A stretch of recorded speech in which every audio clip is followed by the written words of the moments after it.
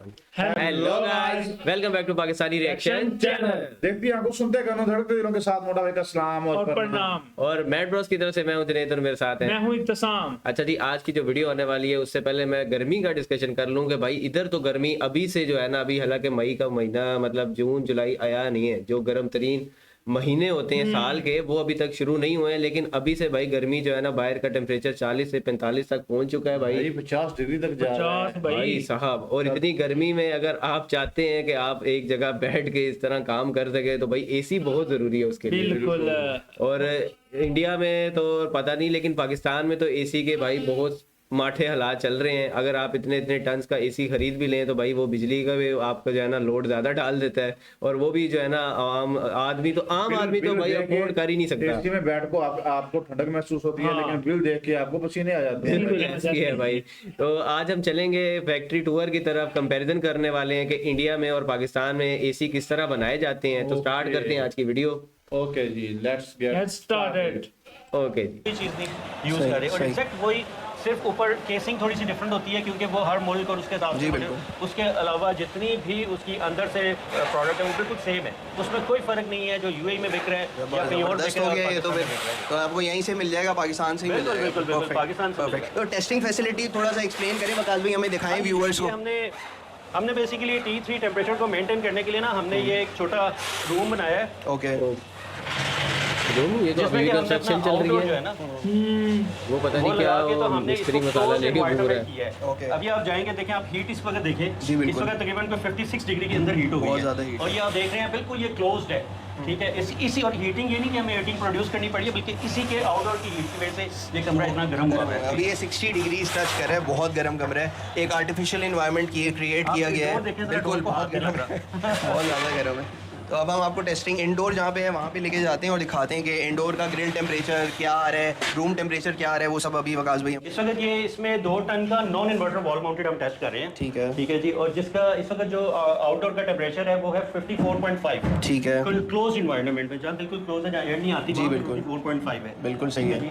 और आप देखें तो इस वक्त जो ग्रिल टेम्परेचर है वो 13.9 पे गया हुआ है। बिल्कुल ऐसे ठीक है। ये दरवाजा बार बार खुल रहा है जिस वजह से 13.9 14 है। वैसे ये हमने जो कल टेस्ट किया है ये 10 तक आया था। सही है, ठीक है। तो ये बेसिकली हम टेस्ट कर रहे हैं। ये आज हमारी तो अच्छी बात ही चल रही है। ये अभी हम नॉन इन्वर्टर कर रहे हैं वकास भाई। अभी इन्वर्टर भी हम लोगों को व्यूअर्स को दिखाएंगे इन्वर्टर का, क्योंकि ज़्यादा रुझान है पाकिस्तान में। तो मैंने खास तौर पे रिक्वेस्ट की है कि यहाँ पे हम एक इंडोर और आउटडोर पे हम इसको एक आर्टिफिशियल इन्वायरमेंट देखें, इन्वर्टर भी चेक करें, उसके भी इम्पेयर हम देखें कि क्या एग्जैक्टली इम्पेयर आ रहे हैं और क्या ये वाकई 50-60 डिग्रीज में इन्वर्टर काम करेगा। जैसे मैंने कहा कि T3 कंप्रेसर्स ज़्यादातर जो कंपनीज़ हैं वो लिख देती हैं, बट वो प्रॉपर T3 कंप्रेसर्स नहीं होते। तो ये इन्वायरमेंट क्रिएट करने का मकसद सुपर जनरल का और हमें इनवाइट करने का मकसद यही है कि ये देखें, आके हम देखें और व्यूअर्स को दिखाएं हमारे तवज्जो से कि भाई ये प्रॉपर इसी काम करना ही छोड़ देता है यार। बिल्कुल ऐसे ही है भाई, ऐसी गारंटी देती है, बिल्कुल ऐसे ही है डिग्री तक जो है ना कंप्रेसर कि वो काम करेगा। लेकिन भाई जैसे ही वो आउटडोर में जो रियल सनलाइट में आता है ना, तो भाई उनका काम थोड़ा सा ना खराब ही हो जाता है। ट्रिप बहुत ज्यादा करना, बिल्कुल ऐसे ही है।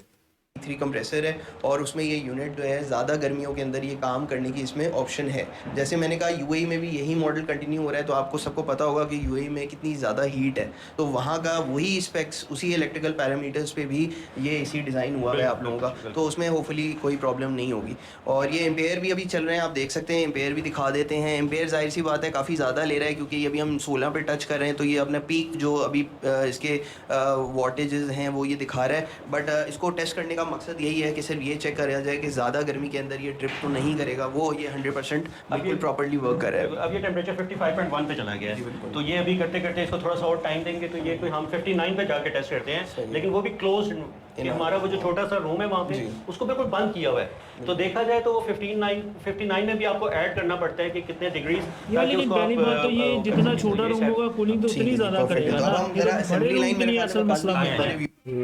ये चीज़ भी है। व्यूअर्स को थोड़ा सा दिखाएं। अब हम असेंबली लाइन देखते हैं इनकी और क्वालिटी कंट्रोल और पार्ट्स भी दिखाते हैं आप लोगों को। आए चले जी, अब हम असेंबली लाइन पे आ गए हैं और ये हमारे सामने यूनिट आप लोग देख सकते हैं। वकास भी थोड़ा सा प्लीज एक्सप्लेन करें। वजी भाई, ये इस वक्त हमारा ना नॉन इन्वर्टर सॉरी इन्वर्टर 1.5 जो है वो इस वक्त आउटडोर इसका चल रहा है। ठीक है। बैठ के। अच्छा, ये आप देखें, ये बॉडी ऐसे आती है चाइना से। सही है। ये बिल्कुल ऐसे का ऐसे आता है और इसकी आप भाई खुद बता रहे हैं, खुद सही बता है ना, रहे अच्छी हैं। बात है, ऑनेस्ट बंदा है। यानी ये स्क्रू से लेके एक एक कंपोनेंट जो है एवरीथिंग इज चाइनीज, बिल्कुल। कोई भी लोकल पार्ट यूज नहीं किया गया है। ये ऐसे आती है और ये आप आए और ये यहाँ पे फिर इसको ना खोलते हैं सबसे पहले, ताकि इसके अंदर हम सारे कंप्रेसर लगा सकें। अच्छा, ये स्क्रूज अगर मैं अच्छा, ये दिखाऊं, देखिए। ये स्क्रूज अगर देखें व्यूअर्स, तो ये देखें, ये स्क्रूज तक भी ये चाइना से आ रहे हैं, ये पाकिस्तानी स्क्रूज नहीं है, यार, ये इसमें सारा इतनी इंपोर्टेड फखर की स्क्रू है। क्या एक एक बात है यार। फखर की बात इसलिए वो यानी कि उन्हें पाकिस्तानी प्रोडक्ट्स पे आवाम को यकीन नहीं है, तो इसलिए बार बार बता रहा है कि भाई आप टाइम बेफिक्र होकर लें, ये चाइना की है, ये हमारी नहीं है। बिल्कुल कंपोनेंट जो है वो चाइना से आ रहे हैं। सही है। तो ये बिल्कुल इस वक्त यहाँ पे ये देखिए, ये सारा खोल रहे हैं, कवर खोल रहे हैं इसके, और इसमें सारा ये देखें बाय पार्ट्स इसको अलग-अलग कर लेंगे, इसको बाय पार्ट्स अलग-अलग कर लेंगे और इसमें सिर्फ जो बेस है, बेस वहाँ पे रख के और वहाँ पे फिर कंप्रेसर सबसे पहले इंस्टॉल होता है। Compressor okay. सबसे लोगों की डिमांड है कंप्रेसर कौन सा लगा हुआ है, कंप्रेसर कौन सा ये है। देखें, सबसे पहले ये कंप्रेसर है, ये बेसिकली हमारा 1.5 टन का इन्वर्टर कंप्रेसर है। सही है। ये हमारा कंप्रेसर यहाँ पे फिट हो रहा है और इसके साथ साथ ये मोटर रखते जा रहे हैं और ये इन्वर्टर मोटर है। ये भी डीसी है। ये भी डीसी ये भी डीसी मोटर है। ये डीसी मोटर है। अच्छा, कंप्रेसर का थोड़ा सा बताएं वकास भाई, लोग पूछ के परेशान हो जाते हैं कि यार ये पता कैसे चलेगा कि ये T1 है या ये T3 कंप्रेसर है। ये जो कंप्रेसर है हाईली का, इसके बारे में थोड़ा सा बताएं कि ये T3 कंप्रेसर है। ये बिल्कुल जी बिल्कुल, इसका मॉडल वाइज इसको आप देखें तो ये गूगल कर सकते हैं आप। जी ये T3 कंप्रेसर है। सही है। और हाईली ब्रांड का है। ओके, इसके बाद ठीक है। तो ये यहाँ पे लगी हुई हैं फैन मोटर्स हैं, ये कंप्रेसर्स हैं और ये अब असेंबली लाइन स्टार्ट हो गई है यहाँ से। तो ये आप देख रहे हैं कि जब ये कंप्रेसर इससे फिट हो गया है, उसके बाद इसकी ये साइड पे ये सारी फिटिंग हो रही है इसकी। जी, ठीक है, मोटर भी अंदर रखी हुई है क्योंकि मोटर आगे जाके इंस्टॉल होती है। यहाँ पे आगे इस पे वेब,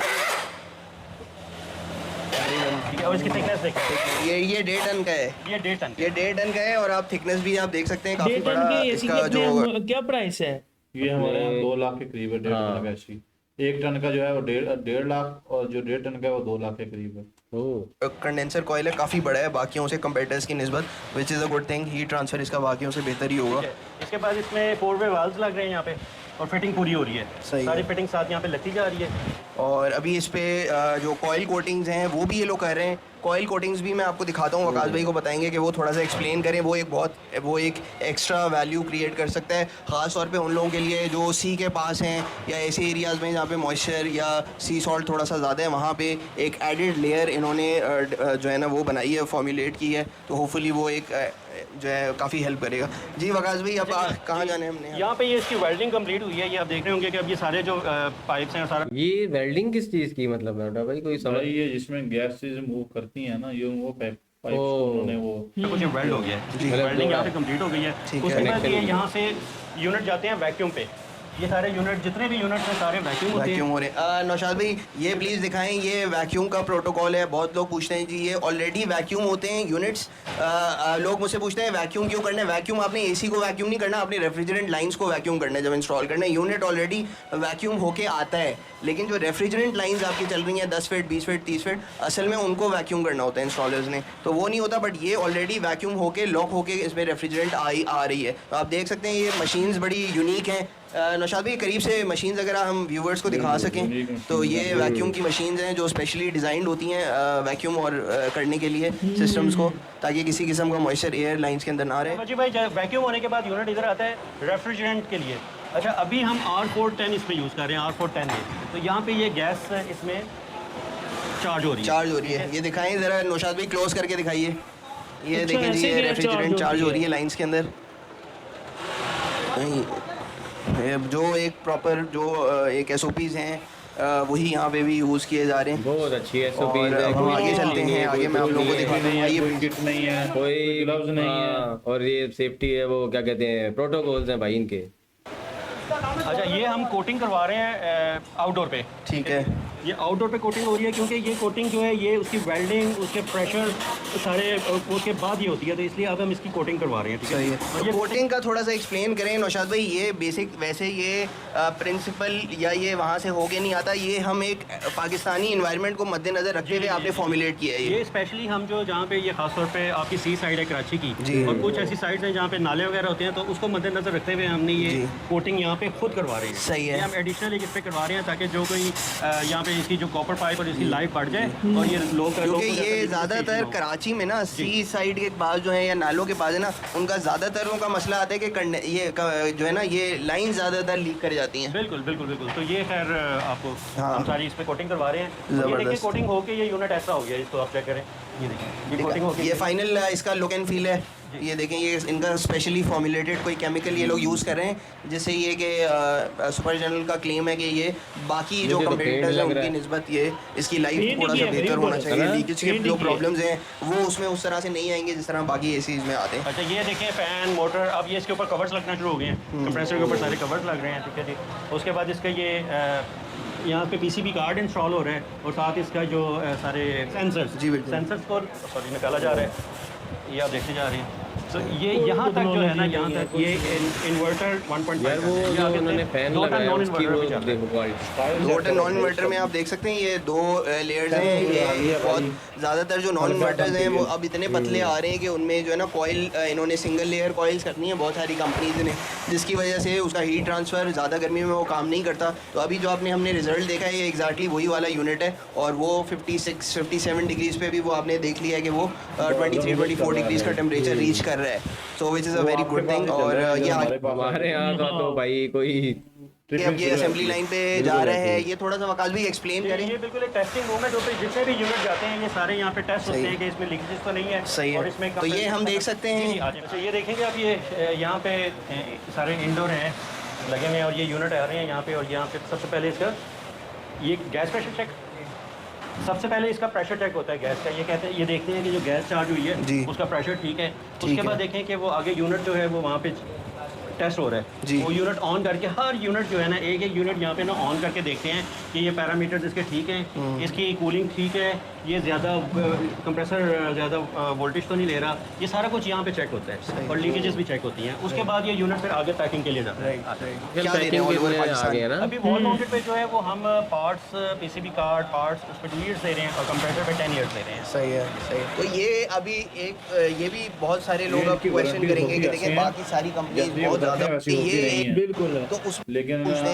आगे क्योंकि हम चल के सुपर देखते हैं कि आगे ये वहाँ पे प्रोसेस क्या है। किस तरह से हाँ अपनी मारी जा रहे ये बातें इलाके हैं ये देखें ना, इनका कि वो जबकि देखा जाए हाँ अब हमने ये देखनी है ना पैकिंग। ये पूरा यूनिट जो है, ये पूरा जो पार्ट है, ये सारा जो है ये बाहर से आ रहा है, ये लोकल नहीं है, ये इम्पोर्टेड है। ये ज़्यादातर कंपनीज जो हैं, बहुत सारी बड़ी बड़ी कंपनीज अब यहाँ पे ही असेंबल कर रही हैं और उनकी उस तरह की क्वालिटी नहीं है। So it is a good thing कि ये पूरा का सारा कंपोनेंट बाहर से आ रहा है। यहाँ पे सिर्फ इन्होंने इसको प्लग एंड प्ले है और इसमें कुछ भी नहीं करना। So it's a good thing. ये सब चाइना से और जो इनका प्रिंसिपल है वहाँ से आ रहा है। ये फ्लैपर को लेगा, फ्लैपर खोल के अलग रखा जाएगा। ठीक है जी। ओके अब इसको खोल के इसमें फिटिंग करेंगे। हाँ इस पे अब इंडोर की होता है कि fitting इसके ऊपर है, पीसीबी ये कार्ड वगैरह की फिटिंग होती है और जो फ्लैपर होता है वो लाके यहाँ पे इंस्टॉल किया जाता है। ठीक है जी। और ये फिट अब ये सारे यहाँ से पैकिंग शुरू हुई है। अब ये सारे सेंसर्स और वो सारी चीज़ें यहाँ पे कनेक्ट हो सेंसर्स रही वगैरह लग रहे हैं। फिर ये जो इसकी केसिंग है वो लाके लगाई गई है। तो ये सारे कॉपर पाइप वायर सारा कुछ इसमें। और अगेन ये देखें आप, ये देखेंगे यहाँ पे फिर QC उन्होंने हैं। सारा प्रॉपर्ली बिल्कुल बिल्कुल बिल्कुल ऐसे ही। अब ये हम वकास भी थोड़ा सा एक्सप्लेन करें। ये I think second station quality check है इंडोर यूनिट का, वो अब यहाँ पे अब आ रहा है। सेकंड स्टेशन यहाँ पे क्या चेक हो रहा है? चेक हो रही है भाई इसकी। ये कितने चेक करेगा? अच्छा यहाँ पे वजी भाई, यहाँ पे यूनिट जब आता है ना तो इसके बाद उसके ना यहाँ पे तभी सारा इनके इसका अक्सर चेक होते रिमोट हैं, सिस्टम खराब हो गए उसका होते हैं। चेक किया जाता है, इसकी ब्लोअर की स्पीड चेक होती है, इसकी ये फ्लैप ऊपर नीचे ठीक हो रहा है। आई ठीक थिंक है ये भी काम कर रहा है। जी, ये ऑपरेशनल है, ये अभी और मोटर जो- इसमें कनेक्ट हुई हुई हाँ है। जी। और ये इनर स्विंग है इसका, वो भी ये देखें अभी इनर स्विंग भी मूव कर रहा ये है। 4-वे स्विंग है, सुपर ये 4-way swing है। इंडोर ये सारा outdoor 4-way inverter non inverter दोनों 4-वे स्विंग है। तो 4-वे ये स्विंग इसका है। ये अंदर से भी इसका स्विंग, फिर डिस्प्ले वगैरह इसका प्रॉपर चेक किया जाता है। तो यहाँ पे कोई यूनिट में कोई प्रॉब्लम तो नहीं है, सारे सेंसर्स वगैरह चेक होते इसकी फिटिंग हैं। तो ये जो है वो ये स्ट्रेट आते सारा हैं यही और ये भी हम आपको प्रोसेस है बेल्ट यार। नहीं है यही प्रोसेस है, नहीं किया, कोई मुख्तलिफ नहीं है। वो ट्रिप नहीं किया। सेम उसी प्लेस पे हाँ चले वो गए। इस तो जगह पे चले गए हैं यार। ये थी पाकिस्तान की वीडियो, देखा आपने कि पाकिस्तान में किस तरह से संभल की जाती है। इस तरह भाई चाइनीज ब्रांड से चीजें मंगवा के असेंबलिंग और फिटिंग की अच्छा जा जहाँ रही तक है। चाइनीज से चीजें आती है ना वहां तक ठीक रहता है मामला, जब हाँ। ये फिटिंग करते हैं ना तब वहां से सारे थोड़ा मामले पर की भाई कड़ाई पे बिल्कुल पानी ऐसे ही फेर है, रहे हैं। आवाम इसीलिए इन पे जो है ना ट्रस्ट नहीं कर पाती। यानी कि आप चाइनीज चीजों को रिलायबल समझ रहे हैं मेरे ख्याल में। मेरे हाँ ऐसा वाकई यार बिल्कुल नहीं है भाई, चाइनीज चीज चले तो चांद तक, ना चले तो शाम तक। यार वो तो ये कहावत बात- बनी हुई है, लेकिन बात ऐसे ये बिल्कुल कहावत नहीं है। पाकिस्तानी प्रोडक्ट्स पर होनी चाहिए वैसे। नहीं भाई पाकिस्तानी तो चाइना की भी भाई ऐसे ही है। चांद तक भी नहीं ना चल पा रही। चले फिर देखते हैं भाई इंडिया की वीडियो, और वहाँ देखते हैं कि भाई वहाँ भाई कैसे। मुझे लग रहा है यहाँ कुछ तबाही सी वीडियो आप होगा। सभी के लिए हाँ। काफी ज्यादा इंफॉर्मेटिव और काफी इंटरेस्टिंग होने वाली है। बेसिकली एसीज तो हम काफी सारे लोग यूज करते हैं, लेकिन क्या आपने सोचा है कि ये जो एसीज हैं ये कैसे मैन्युफैक्चर किए जाते हैं, वो भी इंडिया में। तो आज इसी प्रोसेस को दिखाने के लिए हम आए हैं वाइबर के एसी वाइबर। मैन्युफैक्चरिंग प्लांट में, जो कि एक इंडियन कंपनी है, और ये जो एसीज हैं वो प्योरली इंडिया में ही बनाए जाते हैं। अब इससे पहले कि मैं आपको स्टेप बाय स्टेप प्रोसेस दिखाऊं, ब्रांड के रिगार्डिंग थोड़ी सी इंफॉर्मेशन ले लेते हैं। तो बेसिकली जो वाइबर है ये MEPL ग्रुप का एक ब्रांड है। MEPL की अगर बात करी जाए तो ये इंडिया की पॉपुलर इलेक्ट्रॉनिक मैन्युफैक्चरिंग कंपनी है, है, महिंद्रा जो कि की? पिछले 45 ईयर से अदर पॉपुलर ब्रांड्स के लिए भी मैन्युफैक्चरिंग करती आ रही है। और वाइबर जो है MEPL ग्रुप का ही एक ब्रांड है, जहां पर हमें डिफरेंट काइंड्स ऑफ प्रोडक्ट्स देखने मिल जाते हैं, right from smart TVs to air conditioners, washing machine and coolers. तो आज यहां पर हम आए हैं वाइबर के एसी प्लांट में, जहां पर चलते हैं वो भाई, मैन्युफैक्चर किए भाई साहब, यहाँ पर मैन्युफैक्चर किए जाते हैं, और ये पूरी इतनी कंपनी बड़ी डिफरेंट फैक्ट्री, इतना बड़ा जहां पर और- एसी से रिलेटेड डिफरेंट पार्ट्स मैन्युफैक्चर किए जाते हैं। ओह, तो ये चलिए सबसे पहले parts शुरू करते हैं manufacture करते हैं सिस्टम भाई। ट्यूबिंग एरिया से। इस System ट्यूबिंग tubing area में भाई। मशीन्स इन कॉपर ट्यूब्स की एनफॉर्मिंग करती हैं। इसके बाद इन कॉपर ट्यूब्स की मदद से ही सक्शन ट्यूब और डिस्चार्ज ट्यूब की मैन्युफैक्चरिंग करी जाती है, जिसके लिए इस्तेमाल किया जाता है ये एक्सपेंडर मशीन, जो कि इन कॉपर भाई ट्यूब्स को साहब। रिक्वायर्ड एंगल और रेडियस के अकॉर्डिंग काफी Full प्रिसिशन robotic। से बेंड कर देता है। इसके चेक बाद कर बारी आती यार। है ब्रेजिंग की, जहां पर सर्विस वॉल्व और ये जो कॉपर ट्यूब्स हैं वो ब्रेज किए जाते हैं। अब ये जो आप टेबल्स देख रहे हैं, यहाँ पर सक्शन ट्यूब और डिस्चार्ज ट्यूब दोनों ही ब्रेज किए जा रहे हैं। यहाँ पर खास ध्यान रखा जाता है जब सक्शन ट्यूब की ब्रेजिंग होती है, बिकॉज इसके अंदर एक रबर रिंग होती है जो कि डैमेज ना हो पाए, इसलिए यहाँ पर एक कंटिन्यूस वाटर फ्लो भी रन किया जाता है। तो एक बार ये सारी चीजें बन जाती हैं तो ये सारे पार्ट्स एसी में लगने के लिए रेडी हैं। इसी के साथ इसी सेक्शन में इंस्टॉलेशन किट भी मैन्युफैक्चर करी जाती है, जो कि इंडोर यूनिट को आउटडोर यूनिट से कनेक्ट करती है। इसके लिए भी सेम प्रोसेस है। बड़ी कॉपर कॉइल सबसे पहले एक मशीन के थ्रू स्ट्रेट करी जाती है और रिक्वायर्ड लेंथ के अकॉर्डिंग इन ट्यूब्स को कट कर लिया जाता है, और इंस्टॉलेशन लगाने के बाद ये इंस्टॉलेशन किट रेडी है। बढ़ते हैं हमारे नेक्स्ट यूनिट की तरफ, जो कि है हीट ये क्या चीज एक्सचेंजर है? Manufacturing shop. इस शॉप में इंडोर यूनिट के इवेपोरेटर्स और pipes आउटडोर हैं यूनिट के जो- कंडेंसर्स मैन्युफैक्चर किए जाते हैं। फिलहाल इस exchanger। यूनिट में कंडेंसर्स की मैन्युफैक्चरिंग चल रही है, तो वो हम आपको डिटेल में दिखाते हैं। सबसे पहले यार, शुरुआत महिलाएं होती भी है काम बड़े कर रही कॉपर कॉइल से, जहां पर सबसे पहले इन्हें स्ट्रेट कर लिया जाता है और रिक्वायर्ड लेंथ के अकॉर्डिंग कट कर लिया जाता है, और यहाँ पर यानी जो है कि इनको यार, हर बेंड कर चीज दिया जा रहा इसी है फैक्ट्री में बनती है। हेयरपिन-लाइक स्ट्रक्चर में। भाई अब ये स्टार्ट कहाँ यूज से होंगे, ये एंड आपको तक आगे छोटा पता छोटा चलेगा। पार्ट अब भी यहाँ अगर पर है आपको ना, एक अलग सेक्शन मिलता है, यही बन रहा है। बिल्कुल बड़ी बात है यार। जहां पर एक तरफ से कॉइल्स को इस मशीन के थ्रू रिक्वायर्ड लेंथ और साइज के अकॉर्डिंग कट करके ये पिन लाइक स्ट्रक्चर्स बनाए जा रहे हैं, जो कि आगे आते हैं ये क्या चीज लेंसिंग है? टेबल पर। और लेंसिंग टेबल पर जो पहले यहाँ पर हेयर पिन लाइक स्ट्रक्चर्स बनाए गए थे कॉपर ट्यूब की मदद से, वो यहाँ पर इंसर्ट कर दिए जाते हैं। उई। लेकिन अभी इस स्टेज पर इन कॉपर ट्यूब्स को मैन्युअली इंसर्ट करने की वजह से ये कॉपर ट्यूब्स और एल्यूमिनियम फिन्स प्रॉपर्ली फिक्स नहीं हुए हैं, इसलिए इन्हें आगे भेज दिया जाता है एक्सपांशन एरिया में, जहां पर एक बड़ी vertical expander machine in copper tube में प्रॉपर प्रेशर क्रिएट करती है, ताकि ये जो है एक्सपांड होके प्रॉपर्ली एल्यूमिनियम फिन्स के साथ में फिक्स हो जाए। अब एक्सपांशन के बाद इन कंडेंसर कॉइल्स को भेज दिया जाता है ऑयल ड्राइंग ओवन में, जिसका टेम्परेचर अब होता ये है कौन सी 200 डिग्री मशीन है? सेल्सियस। अब कटिंग के दौरान यहाँ पर ऑयल्स यूज होते हैं, इस वजह से ऑयल को ड्राई करना काफी ज्यादा इंपॉर्टेंट है। और ओवन से निकलने के बाद यहाँ पर एक ऑपरेटर मैनुअली यहाँ पर ऑयल के फ्यूम्स को मैनुअली फ्लश करता है, जो कि काफी इंपॉर्टेंट है। और इसके बाद बारी आती है ऑटोमेटिक ब्रेजिंग की, और शुरुआत में ही कुछ ऑपरेटर्स यहाँ पर रिक्वायर्ड लोकेशंस पर यू बेंड जो है वो फिट कर देते हैं, और उसके बाद जो है एक मशीन इसे ऑटोमेटिकली ब्रेज कर देती है। और उसके बाद कुछ ऑपरेटर्स भी यहाँ पर मैनुअली चेक करते हैं कि ब्रेजिंग प्रॉपर्ली हुई है या फिर नहीं। अगर नहीं हुई है तो उन्हें जो है प्रॉपर्ली ब्रेज कर दिया जाता है। तो इसके बाद हमारा जो कंडेंसर कॉइल है वो ऑलमोस्ट रेडी है, लेकिन अभी लीकेज टेस्ट करना बाकी है। तो यहाँ पर under water leakage test perform किया जाता है by applying positive pressure in this condenser coils, जिसको अंडर वाटर हमारे देखा यहाँ जाता है देखा कि था, फिटिंग करने के बाद उन्होंने टेस्टिंग की है। उन्होंने जैसे जैसे जो जो चीज बन रही है प्रॉपर साथ-साथ testing कर रहे हैं। टेस्टिंग हो रही है। बिल्कुल, बड़ी बात है लीकेज यार। है या फिर नहीं। और इसके बाद अगर कॉइल यहाँ पर पास होता है तो उसके बाद ये कंडेंसर कॉइल रेडी है एसी में लगने के लिए। चलिए बढ़ते हैं भाई इंजेक्शन साहब। मोल्डिंग यूनिट की तरफ, जहां पर एसी में यूज होने वाले काफी सारे प्लास्टिक कंपोनेंट्स इसी यूनिट में मैन्युफैक्चर किए जाते हैं। तो यहाँ पर काफी बड़ी बड़ी मशीन्स हैं जो कि सेट पैरामीटर्स के अकॉर्डिंग अब इनके फैन की रिक्वायर्ड quality check करें प्लास्टिक पार्ट्स को मैन्युफैक्चर करती है। जैसे कि यहाँ पर आप देख सकते हैं एसी में लगने वाले जो फैंस होते हैं वो यहाँ पर फैन की भी मैन्युफैक्चर किए जा रहे हैं quality check हो फिलहाल। रही और है दूसरी यार। तरफ यहाँ पर ये मशीन जो है भाई ये अभी इंडो बन यूनिट रहा की है। बॉडी को मैन्युफैक्चर कर रही है। तो यहाँ पर ऑलमोस्ट सारे प्लास्टिक कंपोनेंट्स ये क्या इसी चीज यूनिट है? में मैन्युफैक्चर ये किए जाते हैं। तो अब इंटीरियर हमने वाली इसी में साइड यूज है? होने वाले ऑलमोस्ट सारे कंपोनेंट्स की मैन्युफैक्चरिंग देख ली है। अब बारी है असेंबली की। तो चलिए बढ़ते हैं असेंबली शॉप की तरफ। इस शॉप में दो सेक्शन है जहां पर एक तरफ आउटडोर यूनिट की मैन्युफैक्चरिंग और असेंबली होती है और दूसरी तरफ इंडोर यूनिट की असेंबली होती है। सबसे पहले शुरू करते हैं आउटडोर यूनिट की असेंबली से। यहां पर सबसे पहले हीट एक्सचेंजर यूनिट से कंडेंसर कॉइल आता है और ट्यूबिंग एरिया से यहां पर सिस्टम ट्यूबिंग लाई जाती है। सबसे पहले एक ऑपरेटर यहां पर कंडेंसर कॉइल को रिक्वायर्ड एंगल और आउटडोर यूनिट के साइज के अकॉर्डिंग बेंड कर लेता है और दूसरा ऑपरेटर इस कंडेंसर कॉइल को एसी की जो बॉडी है, आउटडोर यूनिट की जो बॉडी है, उस पर फिट कर देता है। अब सेकंड स्टेज में यहां पर कंप्रेसर लगाया जाता है। अब अगले स्टेज में यहां पर फैन की मोटर लगाई जाती है और फैन यहां पर फिट कर दिया जाता है और उसके बाद बारी आती है सिस्टम ट्यूबिंग कनेक्ट करने की। तो यहां पर सिस्टम ट्यूब को ब्रेज कर दिया जाता है और ब्रेजिंग के बाद यहां पर हाई नाइट्रोजन प्रेशर टेस्ट किया जाता है जिससे लीकेज का पता चल जाता है और इसके साथ में यहां पर जो ऑपरेटर है फिर वो वो check कर रहे हैं के साथ भाई, में मैनुअल टेस्टिंग भी करता है ताकि अगर Proper कोई fitting leakage के हो, बाद भी तो यहाँ testing पर हो ही रही है, पता क्या चल जाए। बात उसके है। बाद बारी आती है इवैक्यूएशन स्टेज की जहां पर इन मोटर्स की मदद से इन ट्यूब्स में वैक्यूम क्रिएट कर लिया जाता है और इसके बाद नेक्स्ट स्टेप है गैस चार्जिंग का जहां पर एक ऑपरेटिंग मशीन की मदद से चेक करता है कि क्या जो वैक्यूम क्रिएट हुआ था वो ड्रॉप हुआ है या फिर नहीं। इससे जो माइनर लीकेज है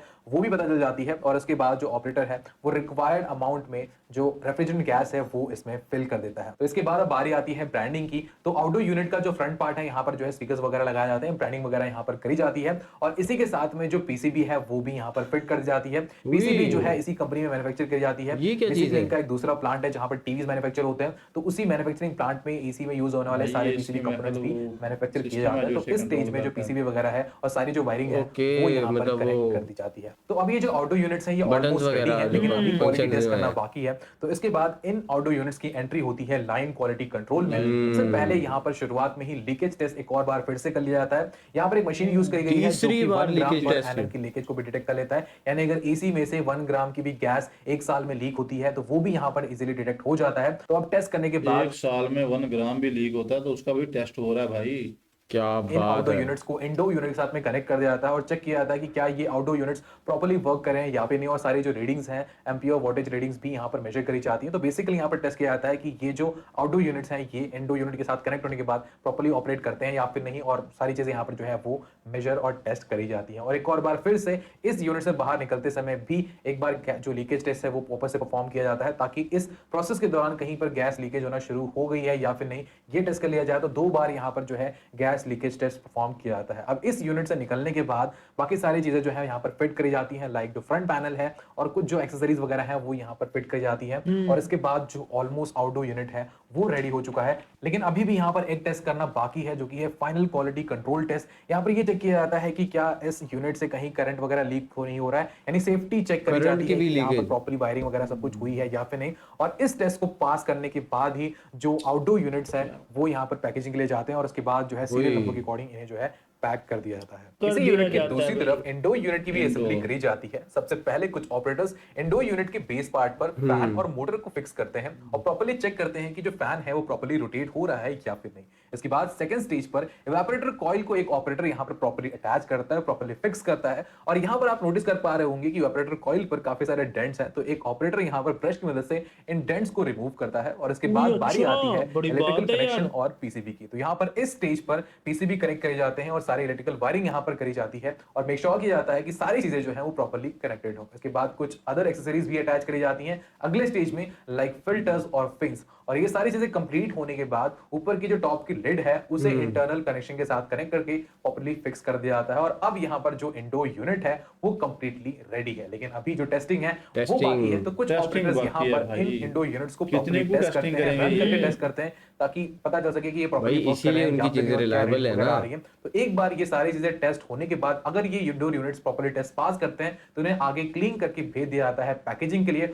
और फिर ओह। उनको सीरियल नंबर के अकॉर्डिंग पैक कर दिया जाता है। तो अब यहाँ पर वाइबर के इंडोर और आउटडोर यूनिट्स बनकर रेडी हैं। तो इस लिफ्ट ओए के यार क्या बात है यार। यार यकीन मानो इतनी टेक्नोलॉजी यार इनकी यार, एसी मुझे- हमने इनकी प्राइसेस के हमने एक दफा कंपैरिजन किए थे होलसेल मार्केट के, यार 10,000 12,000 14,000 ये प्राइसेस थे एसी की उनके भाई वो 15,000 उनके वहाँ ये पर price- यार हिल गए हो क्या भाई सीरियसली हमने कंपैरिजन इसका किया गैस था। क्या ये सच बता रहा है? ये लाजमी बताइएगा 15,000 में एसी, 15,000 में तो टेबल फैन आता और है यार। 15,000 में देख वो लो कितने आप। टन वाला होगा ये भी नहीं पता ना। हाँ, ये भी नहीं पता हाँ भाई। ये आपने लाजमी कमेंट सेक्शन में बताना है भाई आपके यहाँ हमें। 1.5 टन का एसी जो है वो कितने का आता है ये लाजमी हमें और भाई बताइए। हमारे कौन कौन से व्यूअर हैं जिनके घर पे ये वाइबर था ना नाम, हाँ हाँ। MEBL का वाइबर नाम का जो एसी है वो यूज कर रहे हैं। आपका पर्सनली क्या एक्सपीरियंस है इसके साथ, मतलब कितनी ये वो अच्छा देता है यार भाई ये साहब एसी को कूलिंग एक्सपोर्ट वगैरह? भी करते होंगे इंडिया वाले, भाई अगर बना रहे हैं तो एक्सपोर्ट करते होंगे मुझे जहाँ तक। क्योंकि कोई पार्ट्स या कोई एसी पूरा बना के एक्सपोर्ट करते हो, जिस तरह हम इंपोर्ट कर रहे हैं, हमारा इंपोर्ट की तरफ जोड़ है, उनका हाँ एक्सपोर्ट की जैसे तरफ वो जोड़ भाई है। ने वीडियो में भी बताया था कि चाइना से पार्ट आ रहे हैं और हम असेंबल करके बेच रहे हैं भाई साहब। तो ये थी आज की वीडियो। उम्मीद करते हैं आपको हमारा कंपैरिजन अच्छा लगा होगा। अगर हमारी वीडियो अच्छी लगी है तो हमारे चैनल को करें सब्सक्राइब सब्सक्राइब। और बेल आइकन लाजमी दबाएं ताकि आने वाली वीडियोस आप तक पहुंचती पहुंचती रहें। रहें। मिलते हैं आपसे नदर वीडियो में किसी नए टॉपिक के साथ, तब तक के लिए stay Stay tuned tuned and and take care ji.